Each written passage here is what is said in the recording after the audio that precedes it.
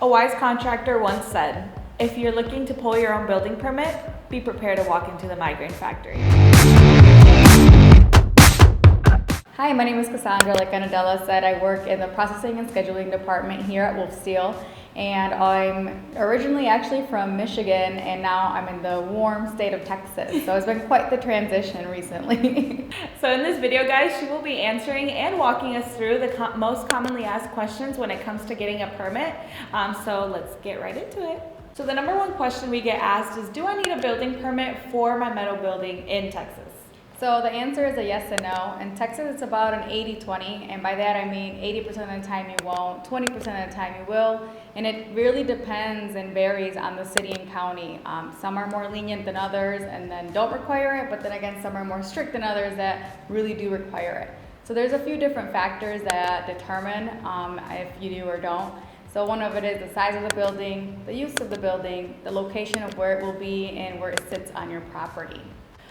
Perfect. So with that being said, what is the biggest size of a metal building that our customers can build without needing a permit in Texas? Yeah, so in most cases, anything under 200 square feet can go without a building permit, but we actually don't really see a lot of those. Our buildings are quite larger most of the time in that case, but just in case you wanted to know, it's normally about 200 square feet. Okay, so 200 square feet, that's good information to know. Kind of small, but you know.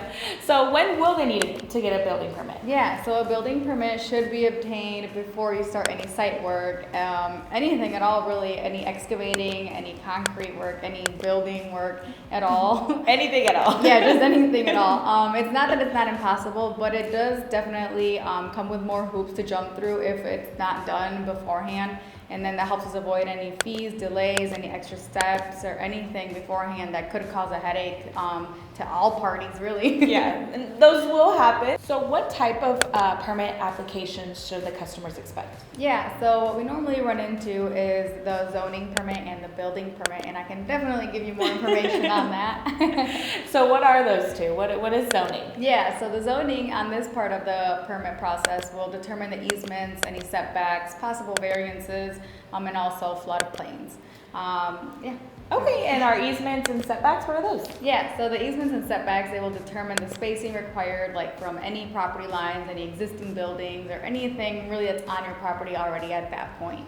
Okay, and what are variances? Yeah, so the variances where, like if you want to put your building somewhere and it's not approved, sometimes you can go in through a different process with a variance and seeing if the zoning will actually kind of let you go through with it, even though it's not typically what they're approving.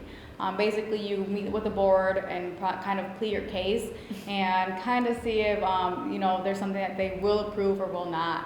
This can be a little extensive since there is a deadline on when you can apply. Also, when they meet, it looks like they normally meet about once a month, but it's you can schedule it ahead of time and kind of go about it that way. Okay, so that sounds a little scarier is floodplains. Yeah, so the floodplains, I would definitely recommend starting there to see if you can look up on the website. I can give it to you here. Down there. And you can punch in your address in there and see if it's something that your property is actually located in a floodplain. If it is, then we would be kind of running into working with FEMA. A few of our clients have actually been going through this process, and it does involve engineers, flood studies, elevations, and separate permitting applications as well. Yeah. So reach out to us if you do need further analysis, if that is your specific situation. As scary as it sounds, Kassandra and her team will guide you through it all, and we'll make sure that you get it taken care of. But what is the main focus that zoning focuses on? Yeah, so the biggest thing that zoning focuses on is really just knowing where it's going on your property, or anything is going on your property. So what they start with is a site plan. So the site plan normally is nothing crazy. You are the expert, you know what's on your property, and you know what your property looks like, and that is actually what it really entails of. So here is what you'll need on your site plan from our experience. Normally it's a drawing of your property layout, marked property lines, any existing structures on your property, if there is any driveways as well, your awesome new building, also the distances between all of these things that are there, the buildings, the driveways, the property lines as well. So everything, the distance between them. You have a few options when it comes to your site plan. So if you have the time, you can go ahead and kind of create it on your own, draft it up, draw it out, put all those things on there, the exact measurements, the buildings, all of that. Or we can also do it on our end now. We actually offer that for $200. We'll go ahead and do it, and we take it all on. All you have to do is we submit it to you, and you let us know, yes, that does look like my home, what's on my place, and kind of go from there. Perfect. So with all of that, what does the building application look like? Yeah, so the building application normally asks for things like the size of the building, the use of the building, the material being used, how it's being put together, also the wind loads, the snow loads, engineer plans. But not to worry, we do assist with this part of the process. We kind of walk you through it. We fill out as much as we can on our end and just ask for signatures of anything. Okay, perfect. So who is in charge of the whole building permit process? Yeah, so ultimately all permitting is a responsibility of the property owner. Although we do help with the process, we aren't responsible because it's actually the application that we're helping with, not necessarily us applying under our information. Okay. Yeah. So although Kassandra and her team does help you out with the whole entire process, we are not responsible for any application fees or permitting fees or any fines that might arise. So with that being said, are there any penalties for a building without a permit? Yeah, so there's a few ways it can go. Sometimes you can get a slap on the hand. Sometimes there are fines on top of having to go back and pull the permit afterwards. Worst case scenario, they'll have you take the building down, and that would be at the owner's expense, unfortunately. But I mean, hopefully we don't hit that road. And that's why we should definitely knock it out beforehand. So our customers want to know if they're doing it on their own, what is the process? Where do they start? Yeah, first you can start by actually finding out what city or county your address belongs to. This can be easy. You can just go on Google, type it in there, and then it'll kind of tell you on there where you belong.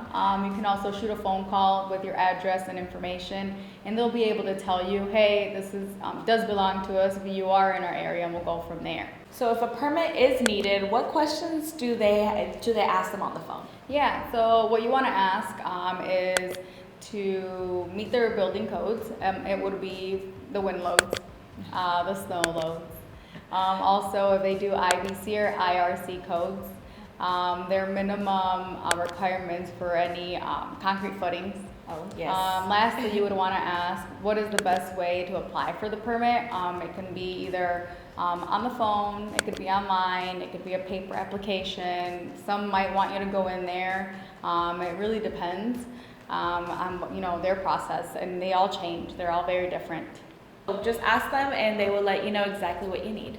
So with all that being said, how long is the process to pull a permit? Yeah, so the process can vary, but the process can normally take anywhere from 2 weeks to a few months. It's all depending on how fast the building department can work with us, how fast they review it, how long their process is on doing all of these things. So, I mean, we try to rush it, we try to push it through, and we'll be there. Do these building permits have an expiration date? So yes, they do actually. It can go anywhere from 3 months to a year. It actually depends also, on the city and county and how strict they are with them.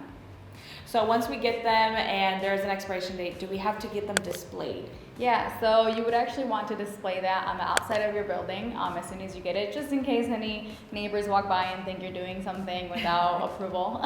So do you need engineer plans when you're pulling the permits? So it's really determined by the building department. Again, some are strict, some are not. So I would say 70% of the time you will not, but about 30% of the time you will. And if they are needed, we have engineers that we like to work with that know our processes and know our buildings, and we can, get you quotes and get you pricing on that, and then go ahead and get those ordered for you as well. All in all, the bigger question is, how much do they cost? Yeah, so permits can cost, from the building department itself, they'll have their own fees, so that's anywhere between $30 to $500. Okay. And then if there are engineer plan fees, that can go anywhere between $500 to $15,000 depending on the work. Normally the average is about $500 to $1,500. Also, we do have our processing fee in-house to take these things on for you, and that would be $95. And then we also do now offer the site plan option where we do all that work for you, and that is for about $200. So it kind of tells us how much it is going to run us out of pocket to get those permits.